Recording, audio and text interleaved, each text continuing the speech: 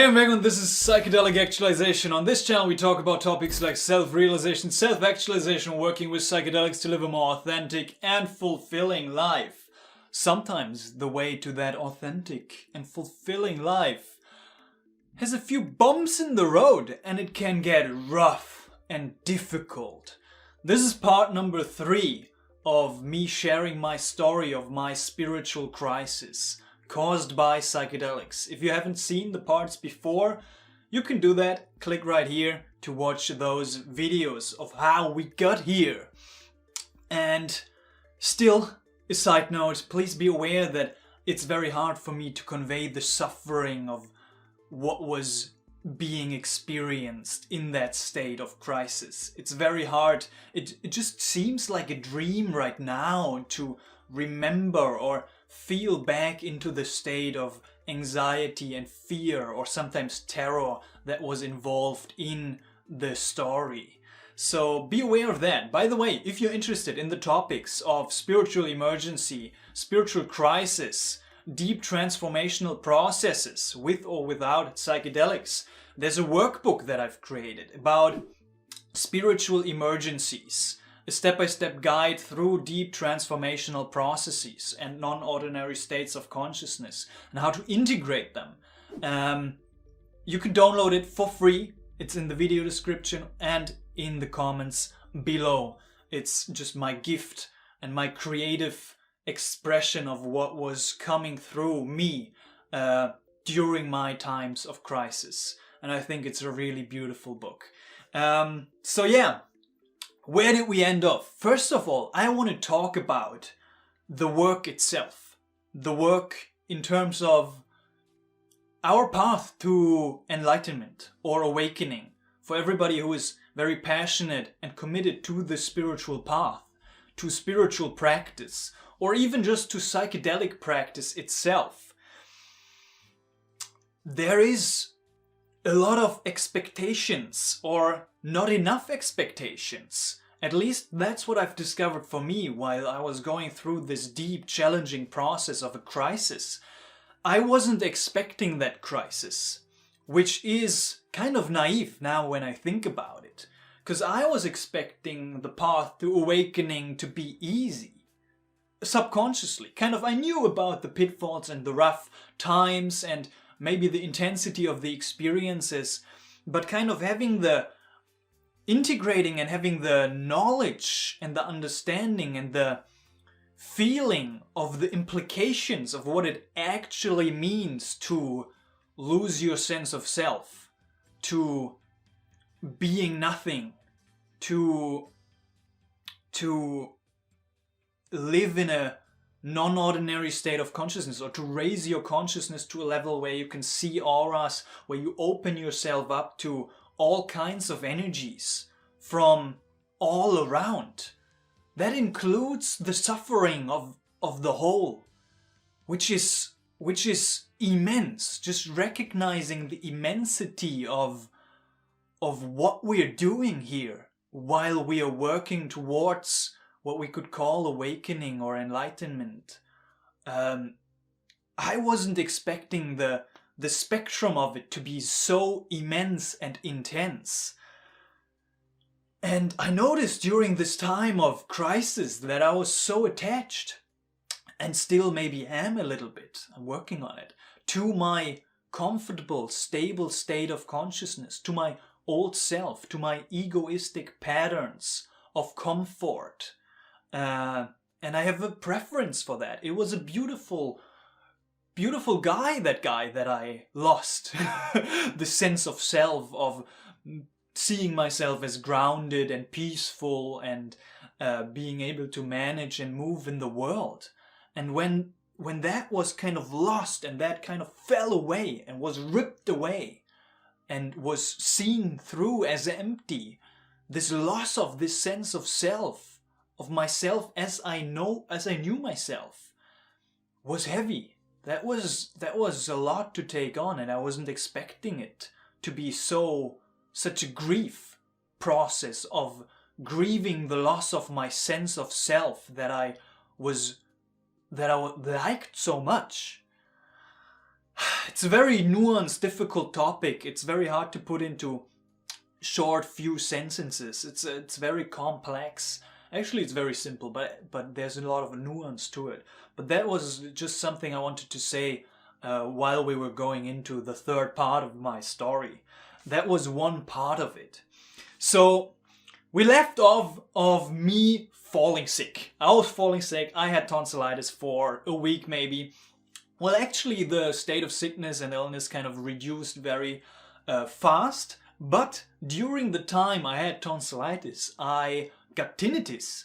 There was a tinnitus emerging, and it got very, very loud and very intense. Even I went to the doctor. She couldn't find anything in my ear. There was nothing wrong in my ear. But that tinnitus is a very interesting aspect because it stayed. It stayed. And it's still here. It's one of the few things and some of the few symptoms that didn't go away.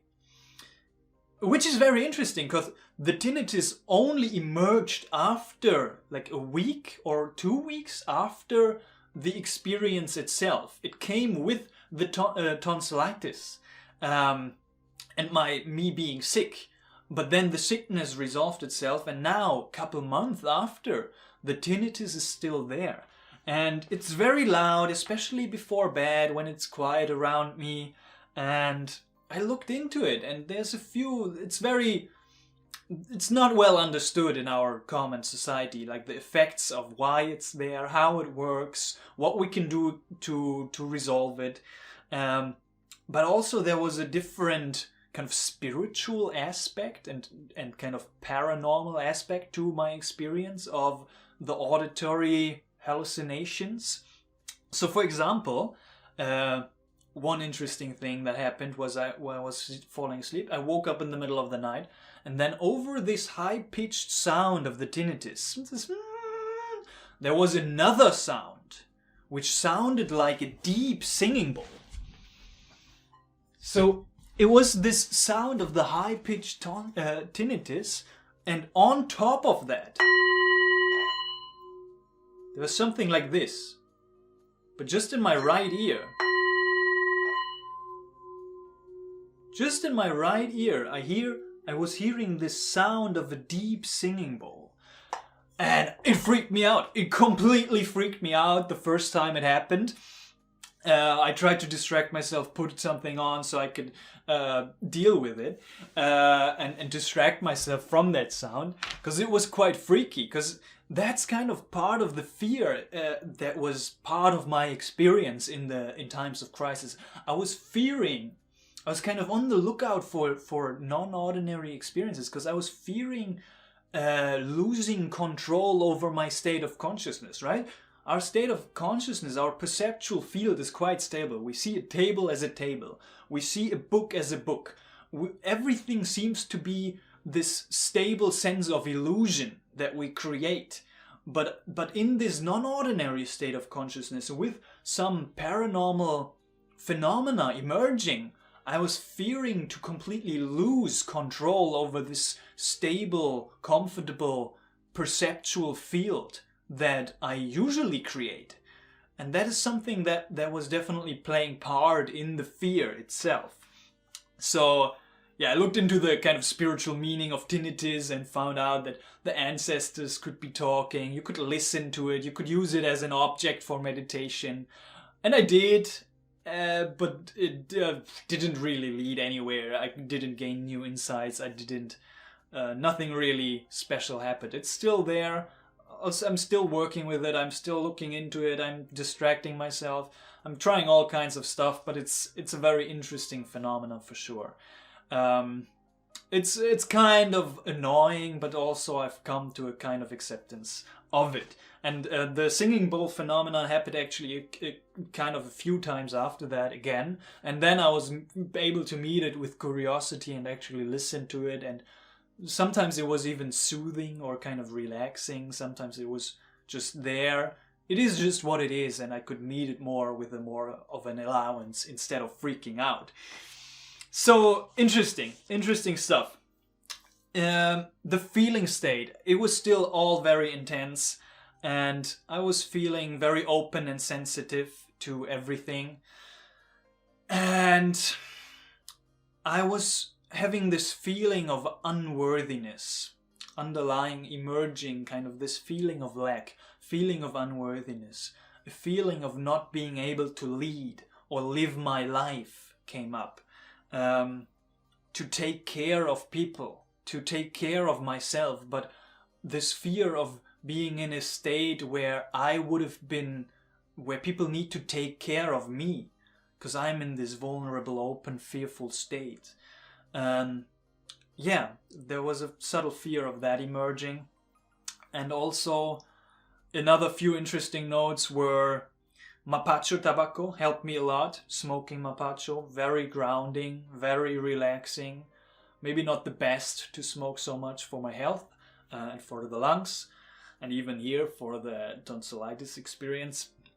But smoking Mapacho helped a lot in grounding. And also I had very interesting dream experiences. I was more aware of my dreams, especially through that waking up in the middle of the night sometimes and then falling back asleep. I was able to remember my dreams more, and I had very interesting and weird dreams that I hadn't had in that frequency before. For example, in one dream I was eating 5 grams of mushrooms in the dream, and then the psychedelic experience unfolded or started to unfold, and it was very intense.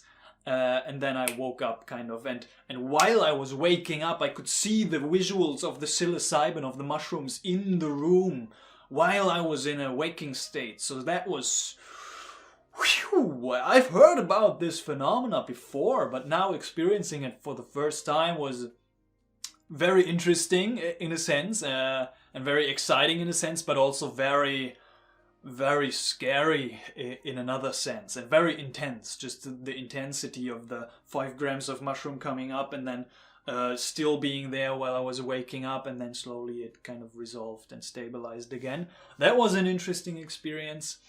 And also a deep internal desire to travel came up again, of being out of society. Like, I was daydreaming about, I could manage to live outside of society, living in nature, leaving it all behind, maybe even leaving you guys behind. Sorry.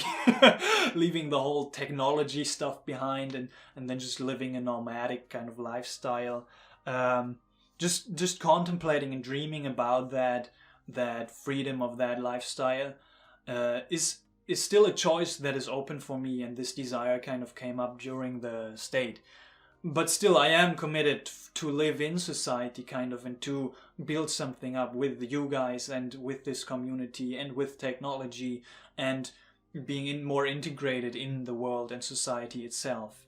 This is kind of the path I'm still committed to and dedicated to, and which I've consciously chosen at the moment in my life. Still an interesting observation for sure. So I reached out to a lot of people during my state. I reached out to a lot of people, and I get an answer from some people on the psychedelic community, and then one guy told me, yeah, what you've done in your experience was very dangerous and irresponsible and could have ended in death. And then that kind of statement, just the statement of what I've done, could have actually physically ended in my physical death. It sparked my fear and anxiety again. So every time, otherwise I was kind of more able to enjoy the state, kind of roll with it, enjoy it, accept it more, embrace it more, maybe even work with it, not be afraid so much. But then one single message of this topic of death and of it sparked the fear and the anxiety again, and I was still in this tensed up state of vibrations and shaking and contemplating if I am in actual danger, physical danger. The fear of death kind of emerged from deep inside. This fear of, maybe not even of death, but of annihilation. The fear of, and as I said, the fear of losing control over a stable state of consciousness played a part. And the fear was coming up, and as I've never experienced this sense of anxiety before, I was very curious about it. I was like, what is it? Like, what is the nature of this fear? Because I've learned and read so much about fear itself before, and I understood intellectually that it's empty, that actually fear is not, like, ultimately it's not real. Ultimately there is love. But in my state I couldn't connect to that love, but was caught up in the fear itself. And I was very confused by that just happening, because I was not consciously choosing fear, or maybe I was. So you see, it's I didn't want it to be afraid, of course not, but still I was in a state of anxiety, with the understanding that the fear is actually empty. So I was going into this process of contemplation also, of asking myself powerful questions. So I asked myself, and deeply looked into my experience, what is there to be afraid of? What is it? What is it to be? Is there anything to be afraid of? And in my actual current state of experience, the answer is always no, or at least was for me. There is literally nothing to be afraid of. So the fear is kind of a projection of myself into an illusion, into something that could happen, my physical death, or losing control over a state of consciousness and then not being able to handle it and being clinically insane, or whatever it is that the fear is. It was not present in my current state of experience, though the fear is actually empty. So what is there to be afraid of? Actually, there is nothing to be afraid of. But it didn't resolve the fear itself, which was interesting. I was still caught up in the fear, and I couldn't really get myself out of it.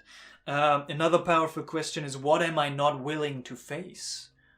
So what am I not willing to face while searching for mundanity and distractions? I am not willing to face my fear of death. I am not willing to face my fear of anxiety. But it is kind of inevitable to face it at one point or another, I guess, if we go all the way on our path of awakening, to embrace that and look through that fear and face it head on. But I didn't expect it to be so difficult. Another question I asked myself, which was an interesting one, is, could I manage to live in this state permanently? So I like to think very practically and not think about how could I get out of this state. Of course, I was working through looking for ways to get out of the state, to first of all escape it or distract myself from it, but then also to look into it and transcend it and work through it. But also looking at, like, okay, if it's not changing anymore forever, if I'm gonna be in this state forever, which is very unlikely because everything is temporary, would I be able to manage it? And my answer was like, yeah, actually, like it's filled with a lot of fear and anxiety and vibrations in my body and emotional turmoil, and I would have to ground myself a lot and do a lot of practice to kind of keep myself centered and balanced and calm down my nervous system, but actually I could manage to live in this state. So that was interesting, the part of the contemplation, the practice of contemplation and of looking into the experience and looking into the fear itself and the nature of fear itself. So that was a very interesting part of the process as well. And still, being in this open and sensitive and vulnerable state, I was exploring different parts. I felt the desire to go out and actually connect with people, new people I've never met, and just try new stuff. I was on this quest of trying new stuff to find answers for myself and to resolve this state or to work with that state. So one action step I took was meeting new people. And it brought up a lot of new opportunities and insights that were absolutely amazing. So one breakthrough I had, I was going through this to this kirtan, to a singing circle of the Japji. It's kind of the first few verses of the Guru Granth Sahib, of the religious book of the Sikh tradition. and I wanted to look more into Kundalini yoga as well. So I was looking out on the outlook for yoga teachers, Kundalini yoga teachers, and I ended up in this yoga studio with this kirtan, and it was an incredible experience. It was kind of my first breakthrough experience, the first light I saw in this dark night of the soul. Because immediately when they were starting to chant, and I was looking at the meaning of the words of what was being chanted right before my eyes, this kind of eternal truth, the Satanam, the Mool Mantra, and I was looking at it and I was feeling it, and as soon as the chants started, I was just crying. I was crying so much because I could connect so deeply in this open state to the truth of what was being expressed in the singing itself. And I was singing and crying, and it was such a deep release and opening that it was basically an enlightenment, awakening experience. I could finally connect to the truth of reality itself, and look through the illusion of fear into the eternal, infinite, loving nature of existence and life itself. Looking through the illusion of death, and then being in that state while singing out these hymns of truth was an absolutely incredible experience, an absolute breakthrough experience that gave me a lot of hope and reassurance and gave me a little bit of light in these dark times of emotional turmoil and suffering, and deep suffering. So that was beautiful. I went to a few other singing circles. They were singing like a couple sweet rainbow songs, and I even went to a church where I grew up, kind of a Christian church, and even those songs of worship to the divine were very touching me on a very deep level. It's just a funny story. I went to this church where I grew up, and I haven't been there for like a month or maybe years. I'm not going there that often anymore. But then I showed up, and kind of everybody's there in their routine of praying, and I showed up, and after a few songs of singing, I was just on my knees, like crying and praying, to connecting to this truth of what was being sung. There's a few very beautiful sayings as well in the Christian community. One is, for example, you can never fall deeper than in God's hand, which was very significant for me as well at the time.